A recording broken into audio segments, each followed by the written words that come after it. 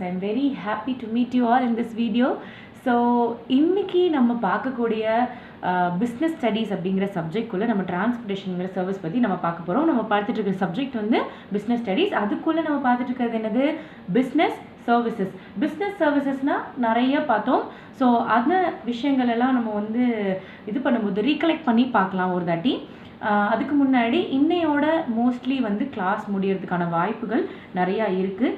So we will mostly be completing this chapter by 1 or 2 videos. அவ்வளோதான், இதோட முடிஞ்சிருக்கிறதுக்கான இந்த video எல்லாம் அடுத்த வீடியோக்குள்ளே முடிஞ்சிடும். So very happy to say this. So we are going very bit slowly and steadily. நல்லபடியாக நீங்கள் படித்து ரீகலெக்ட் பண்ணியிருப்பீங்கன்னு நினைக்கிறேன்.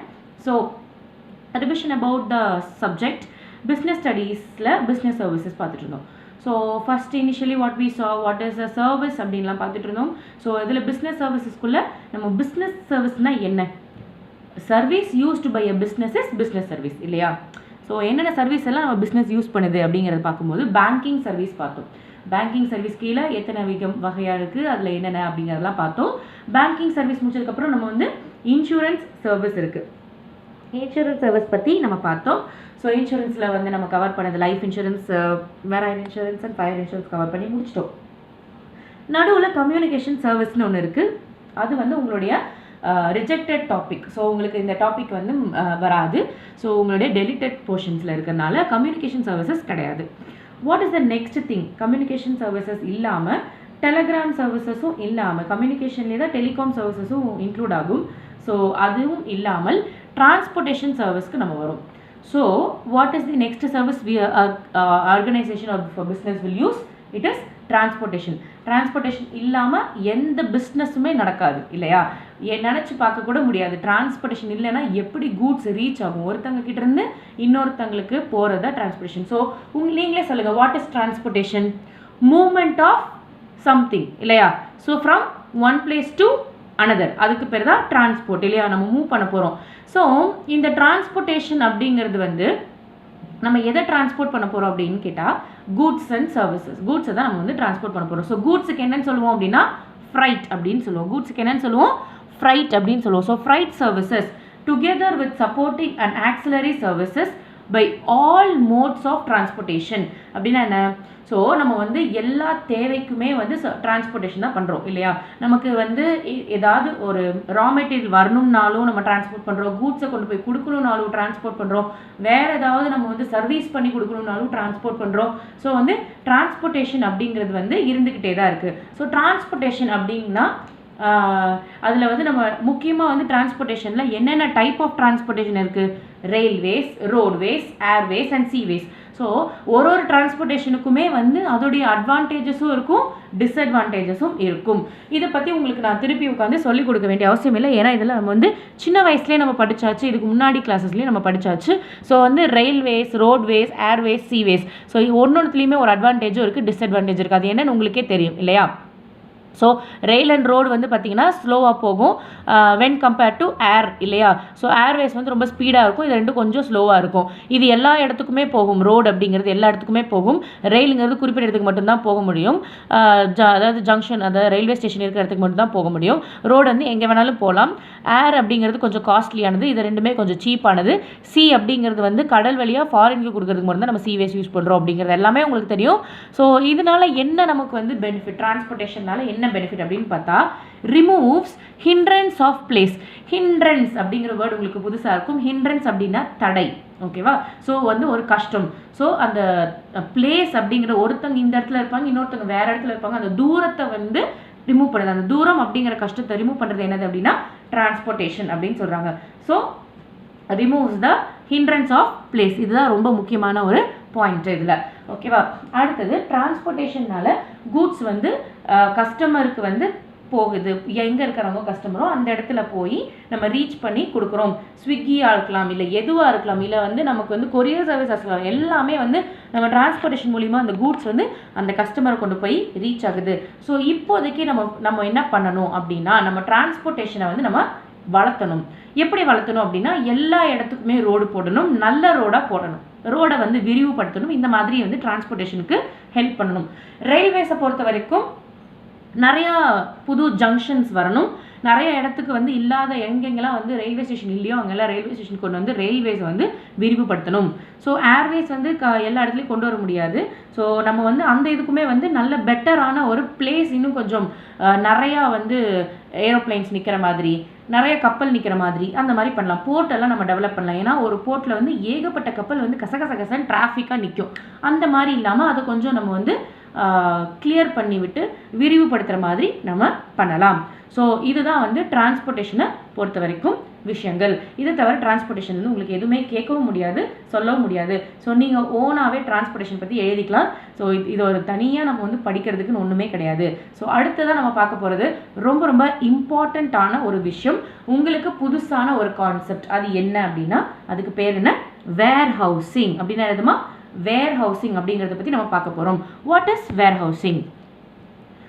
வேர் ஹவுஸ் அப்படின்னா என்ன அப்படின்னு சொன்னால், சிம்பிளாக சொல்லணும்னா, நம்ம வீட்டில் எல்லார் வீட்லேயுமே மோஸ்ட்லி இருக்கும் ஸ்டோர் ரூம் அப்படின்னு சொல்கிறோம் இல்லையா? அங்கே என்ன வச்சுருப்போம்?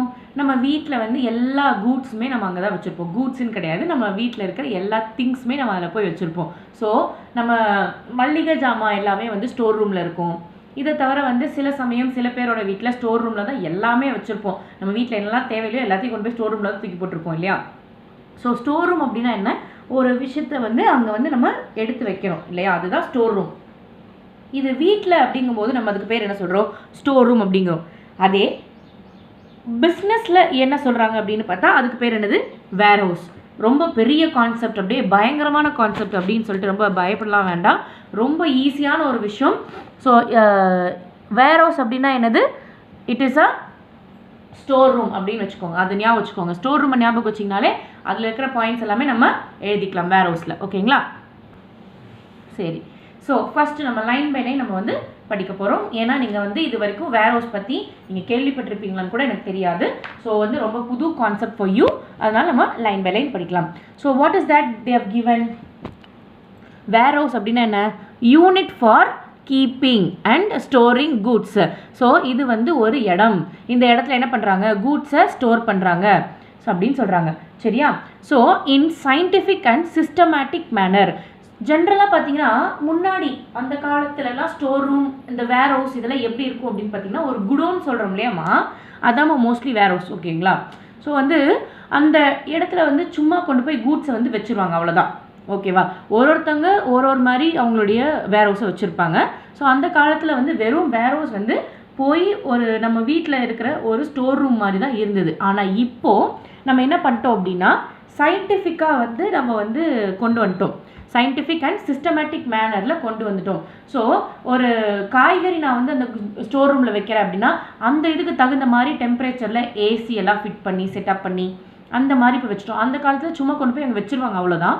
ஆனால் இப்போது அந்த கூட்ஸ் வந்து நல்லா இருக்கிறதுக்கு என்னென்னலாம் செய்ய முடியுமோ அந்த மாதிரி விஷயங்கள்லாம் செய்கிறாங்க. சயின்டிஃபிக் அண்ட் சிஸ்டமேட்டிக் மேனரில் இருக்குது. டு மெயின்டைன், எதுக்காக இந்த மாதிரி பண்ணுறாங்க அப்படின்னா, to maintain original quality, value and usefulness. இப்போது நான் வந்து ஒரு காய்கறியை வந்து குடோனில் வைக்கிறேன், ஓகேவா? வேர் ஹவுஸில் வைக்கணும்னு வச்சுக்கோங்களேன். It is a perishable goods. பெரிஷபிள்னா என்ன? ஒரு நாள் 2 நாள் தாங்கும், அவ்வளோதான் இல்லையா? ஆனால் நம்ம ஃப்ரிட்ஜில் வச்சோம்னா வந்து அதே காய் ஒரு வாரத்துக்கு தாங்குது. ஸோ வேர் ஹவுஸ் அந்த காலத்தில் இருக்கும்போது சும்மா ஒரு நாள் 2 நாள் தாங்குற மாதிரி விஷயம்.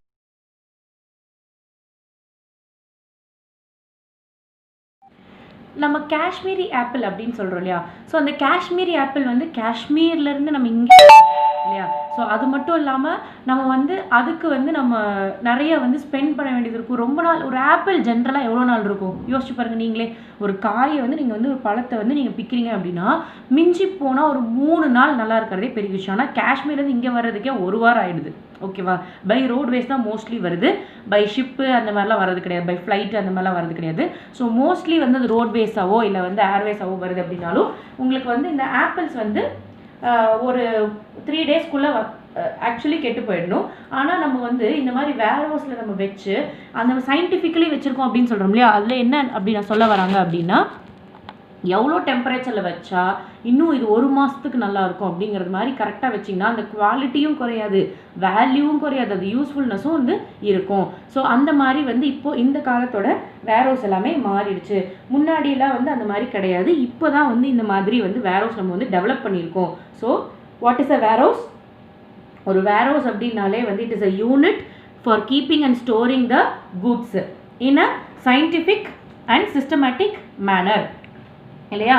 ஸோ இது எதுக்காக வந்து வச்சுருக்கோம் அப்படின்னா இந்த காலத்தில் இருக்க வந்து சயின்டிஃபிக் அண்ட் சிஸ்டமேட்டிக் மேனரில் இருக்குது. எதுக்காக வச்சுருக்கோம்னா to maintain the original quality, value and usefulness, அதுக்காக நம்ம வச்சுருக்கோம். ஓகே, யூசர்ஸ் யார் அப்படின்னு சொல்லி பார்க்குறோம் சரியா. ஸோ இது யார் வந்து இதை பயன்படுத்துகிறாங்க அப்படின்னு சொல்லி பார்த்தா யூசர்ஸ் வந்து manufacturers, importers, exporters, wholesalers, transport business, அப்புறம் கஸ்டம்ஸ் எக்ஸெட்ரா. இவங்க எல்லாருமே இன்னும் நிறைய பேர் யூஸ் பண்ணிட்டுருக்காங்க. ஸோ வேர்ஹவுஸை யாரெல்லாம் பயன்படுத்துகிறாங்க அப்படின்னு பார்த்தா மேனுஃபேக்சரர்ஸ்னால் யார்? தயாரிக்கிறவங்க. ஓகேவா. ஸோ வந்து நான் வந்து கூட்ஸ் வந்து ப்ரொடியூஸ் பண்ணுறேன் அப்படின்னா ஸோ நான் என்னோட பேர் என்னது? மேனுஃபேக்சரர். இம்போர்ட்டர் அண்ட் எக்ஸ்போர்ட்டர் அப்படின்னா என்னன்னு உங்களுக்கே தெரியும். ஏற்றுமதி செய்கிறவங்க, இறக்குமதி செய்கிறவங்க. ஏற்றுமதி, இறக்குமதி. ஏற்றுமதி அப்படின்னா எக்ஸ்போர்ட்டர்ஸ், இறக்குமதி அப்படின்னா இம்போர்ட்டர்ஸ். ஓகேவா. அடுத்தது ஹோல்சேலர்ஸ்னால் என்னென்னு உங்களுக்கே தெரியும். ஸோ நம்ம ரிலையன்ஸு அந்த மாதிரி வந்து பெரிய பெரிய மார்க்கெட்ஸ் அந்த மாதிரி பர்சன்லாம் ஹோல்சேலர்ஸ். அடுத்தது டிரான்ஸ்போர்ட் பிஸ்னஸ். ஸோ வந்து டிரான்ஸ்போர்ட் பிஸ்னஸ் பண்ணுறவங்க அப்படின்னா இப்போ வந்து அதான் சொன்னேன், லாரிஸ் எல்லாம் இருக்கு இல்லையா. லாரி வந்து நிறைய கூட்ஸ் வந்து கொண்டு வரும். ஸோ அது டிரான்ஸ்போர்ட் பிஸ்னஸ் செய்கிறவங்க. அப்போ வந்து அவங்க அதுக்குன்னு ஒரு குடோன் மாதிரி வேர்ஹவுஸ் வச்சுருப்பாங்க. கஸ்டம் அப்படின்னா என்ன அப்படின்னா இம்போர்ட்டர் எக்ஸ்போர்ட்டர் இருக்காங்க இல்லையா. அந்த கூட்ஸை வந்து இம்போர்ட்டரும் எக்ஸ்போர்ட்டரும் வந்து ஏற்றுமதி இறக்குமதி செய்யும் பொழுது அந்த ஏர்போர்ட் பக்கத்துலேயே ஒரு வேர்ஹவுஸ் இருக்கும். ஓகேவா. அந்த கஸ்டம்ஸ் அப்படிங்கிறது என்னென்னா ஒரு கவர்மெண்ட்டுடைய இது தான். ஸோ நம்ம அந்த டேக்ஸ் கட்டிட்டு தான் நம்ம வந்து இது பண்ணுவோம். ஸோ அந்த டேக்ஸ் அத்தாரிட்டிஸுமே யூஸ் பண்ணுவாங்க. அதுக்கு பேர் தான் வந்து கஸ்டம்ஸ். ஓகேவா. ஃபாரினில் நீங்கள் ஏற்றுமதி இறக்குமதி செய்கிறீங்கன்னா அதுக்கு ஒரு வரி கட்டணும். அதுக்கு பேர் கஸ்டம் டியூட்டி அப்படிம்பாங்க. ஸோ வந்து அந்த இதில் இருக்கிறவங்களும் கூட இந்த வேர்ஹவுஸை யூஸ் பண்ணுவாங்க அப்படின்னு சொல்கிறாங்க. ஓகேவா. ஸோ அதுக்கு பேர் தான் customs. Okay, what is the next point? Main important point இதில் கொடுத்துருக்கோம் அப்படின்னா அடுத்தது not storage service provider but become logistical service providers in cost efficient manner அப்படின்னு சொல்கிறோம். ஸோ முன்னாடி இருந்ததை விட இப்போ நம்ம நல்லாவே டெவலப் ஆகிட்டோம். இந்த வேர்ஹவுஸ் அப்படிங்கிறது வந்து அந்த காலத்தில் வெறும் ஒரு பொருளை கொண்டு போய் வைக்கிறதுக்கு மட்டும்தான் இருந்தது. ஆனால் இப்போது அவங்க அதை மட்டும் பண்ணுறது கிடையாது, அவங்க லாஜிஸ்டிக் சர்வீஸும் பண்ணுறாங்க. ஸ்டோரேஜ் சர்வீஸ் மட்டும் பண்ணுறதில்ல. Not only storage service providers but they become logistical service provider. So logistical service ப்ரொவைடர்னா என்ன, லாஜிஸ்டிக் சர்வீஸ் அப்படின்னா என்ன அப்படின்னு பார்க்கலாம். ஸோ லாஜிஸ்டிக் சர்வீஸ் வேர்ஹவுஸ் அப்படின்னாலே என்ன எழுதணும், அண்டர்லைன் பண்ணிக்கோங்க, லாஜிஸ்டிக்கல் சர்வீஸ் ப்ரொவைடர்ஸ். ஓகேவா. ரொம்ப முக்கியமான ஒரு பாயிண்ட்.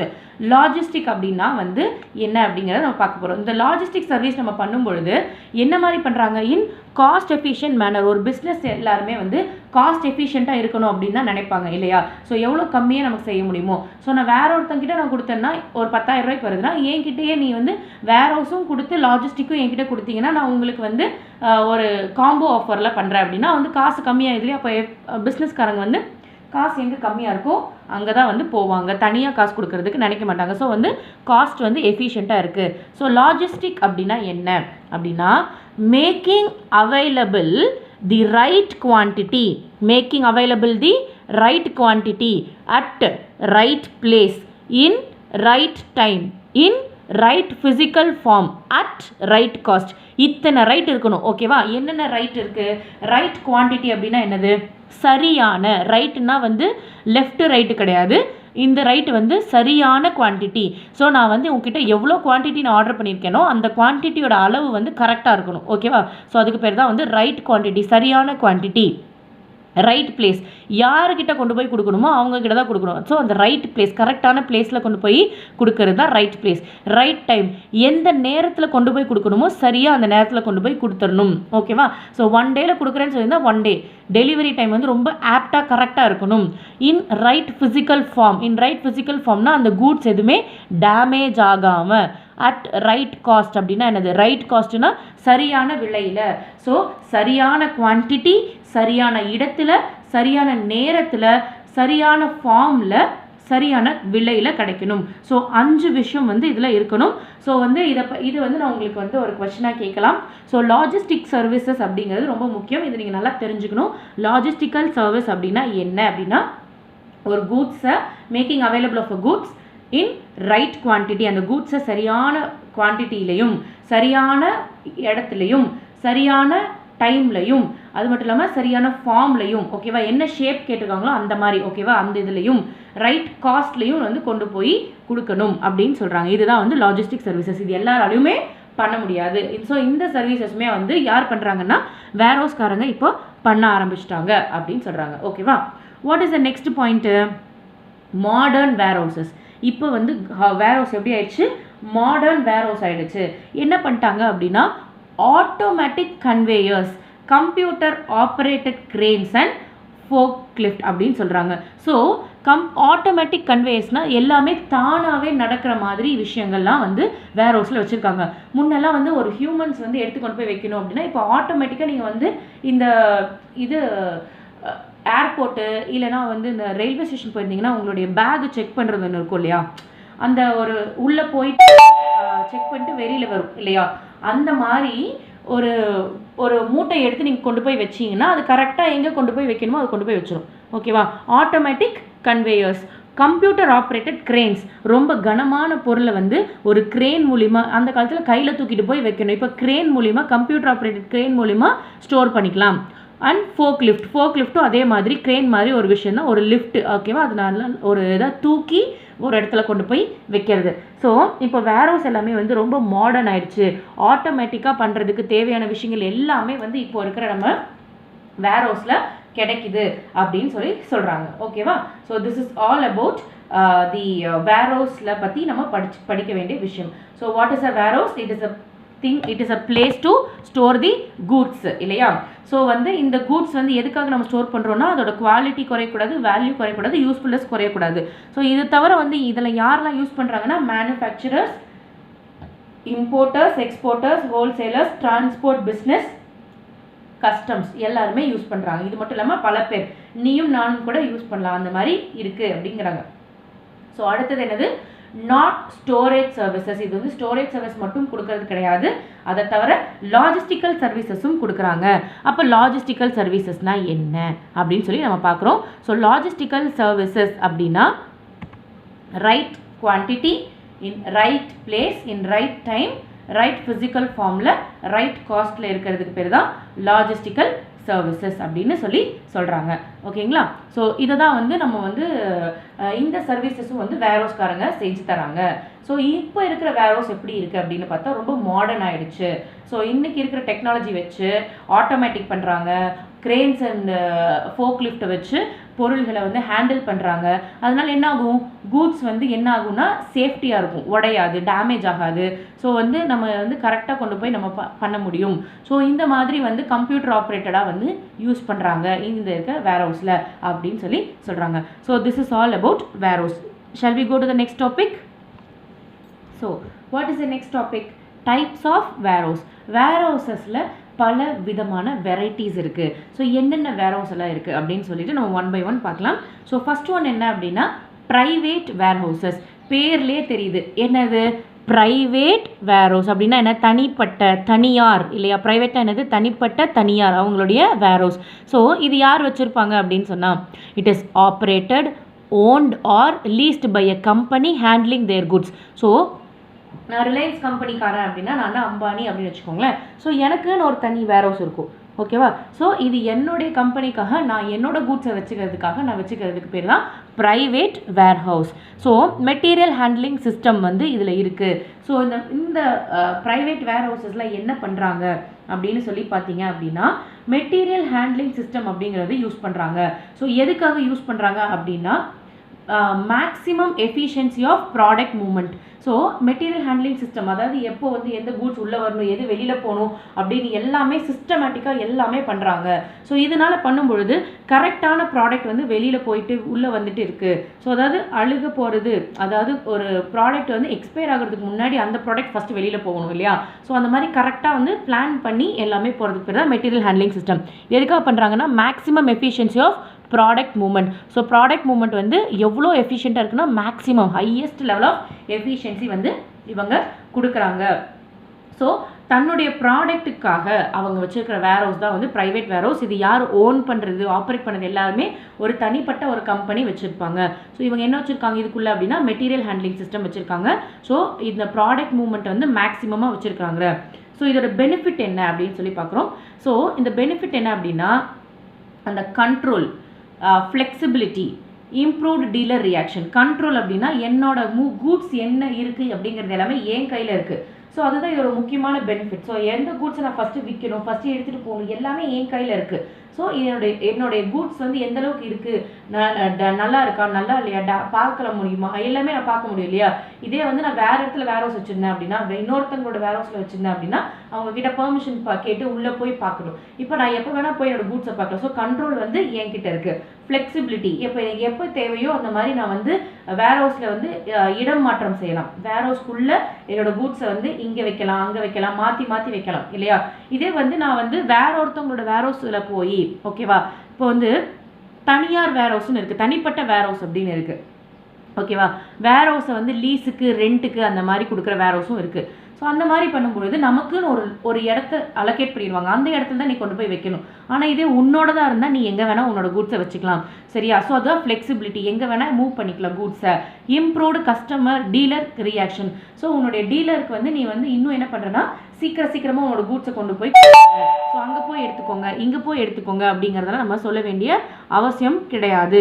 ஸோ நம்ம வந்து அடுத்தடுத்து நம்ம வந்து கூட்ஸ் வந்து கொடுத்துக்கிட்டே இருக்கோம் டீலருக்கு அப்படின்னு சொல்லி சொல்கிறாங்க. ஸோ டீலருக்கு நம்ம வந்து டைமுக்கு கொடுத்துட்றோம். அதனால் அவரோட ரியாக்ஷன் வந்து ரொம்பவே நல்லா பாசிட்டிவாக இருக்குது. நம்ம கூட வந்து அவங்க இன்னும் நல்லா ஒர்க் பண்ணுறாங்க அப்படிங்கிறத சொல்கிறாங்க. What is the next point? Public warehouse. Public warehouse பேரே தெரியுது. ஸோ பப்ளிக் அப்படின்னு வந்துருச்சு.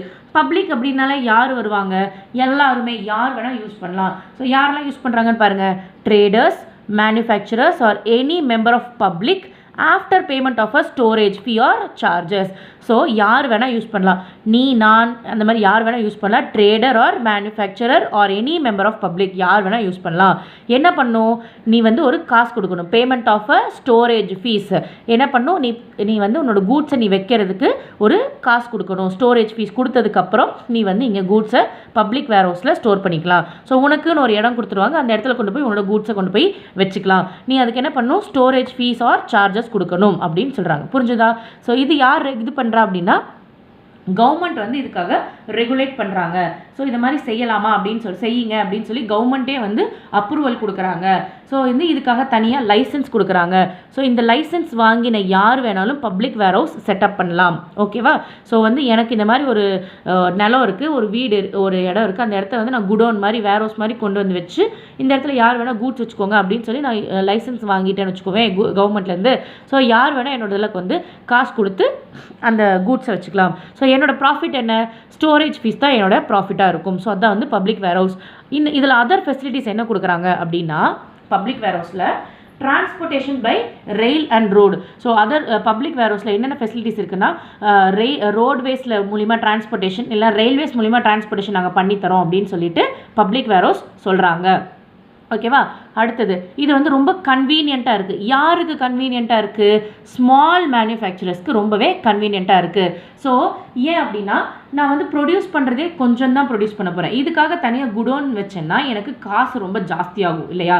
அந்த குடோனை மெயின்டைன் பண்ணுறதுக்கு எலக்ட்ரிசிட்டி சார்ஜு இல்லையா, அந்த மாதிரி இல்லைனா வந்துட்டு வாட்டர் சார்ஜு, அந்த மாதிரி ஏதாவது ஒன்று நான் வந்து செலவு பண்ணிகிட்டே இருக்கணும். ஸோ இதெல்லாம் மாற்ற முடியாது.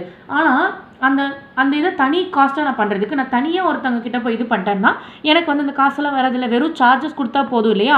ஸோ வந்து எனக்கு வந்து ரொம்ப கன்வீனியண்ட்டாக இருக்கும். சின்ன மேனுஃபேக்சரர்ஸ், ரொம்ப சின்ன மேனுஃபேக்சரர்ஸ் வந்து அவங்க தனியாக குடோன் வச்சுக்க முடியாதுங்கிறவங்க இந்த மாதிரி ஒரு இடத்த யூஸ் பண்ணுறாங்க. இதோட பெனிஃபிட்ஸ் என்ன, அதர் பெனிஃபிட்ஸ் என்னென்ன அப்படின்னு சொல்லி பார்க்கலாம். ஸோ அதர் பெனிஃபிட்ஸ் என்ன அப்படின்னா ஃப்ளெக்சிபிலிட்டி, நம்பர் ஆஃப் லொக்கேஷன், எங்கே வேணால் வச்சுக்கலாம் இல்லையா. ஸோ இந்த மாதிரி யார் வேணால் வந்து பப்ளிக் வேர் ஹவுஸ் வச்சுருக்கலாம். ஸோ ஒரு ஊரில் 4-5 இடத்துல பப்ளிக் வேர் ஹவுஸ் இருக்குதுன்னு வச்சுக்கோங்களேன். ஸோ எனக்கு எந்த இடத்துல வந்து கஸ்டமர் இருக்காங்களோ அந்த இடத்துல என்ன கூட்ஸ் கொண்டு போய் வைக்கணும் அப்படின்னா எங்கே வேணால் வச்சுக்கலாம், ஃப்ளெக்சிபிலிட்டி. இதே நம்ம கூட்ஸ் நம்மளுடைய ப்ரைவேட்டாக நீ வச்சுருந்தீங்கன்னா உன்னோட இடத்துல மட்டும்தான் நீ வச்சுருப்ப இல்லையா. ஆனால் இப்போ வந்து லொக்கேஷன் வந்து எங்கே வேணால் நீ வந்து வச்சுக்கலாம். நோ ஃபிக்ஸட் காஸ்ட் அப்படின்னா என்ன அர்த்தம்? And capacity of offering value added services. அப்போது நோ ஃபிக்ஸட் காஸ்ட் அதான் சொன்னேன் இல்லையா. இப்போ நீ ஒரு குடோன் வச்சுருக்க அப்படின்னா அந்த ஏசிக்கு எலக்ட்ரிசிட்டி சார்ஜஸ் கொடுத்துட்டே இருக்கணும். நீ கூட்ஸ் வச்சாலும் சரி வைக்கலனாலும் சரி ஈவி காரனுக்கு காசு கொடுத்து தான் ஆகணும். ஸோ அந்த மாதிரி சார்ஜஸ் வந்து பார்த்தீங்கன்னா ஃபிக்ஸட் காஸ்ட் அதெல்லாம் மாற்ற முடியாது. சரியா? அந்த மாதிரி காஸ்ட் வந்து கிடையாது. capacity of offering value added services like packaging and labeling. Public வேர்ஹவுஸில் என்ன பண்ணுறாங்க அப்படின்னா உனக்கு வந்து அதர் சர்வீசஸும் கொடுக்குறாங்க. என்ன மாதிரி சர்வீசஸ் கொடுக்குறாங்கன்னா உன்னோட கூட்ஸை வந்து பேக் பண்ணி தருது, லேபிள் ஒட்டி தருது, அந்த மாதிரியான வேலைகள்லாம் வந்து அவங்க செய்கிறாங்க.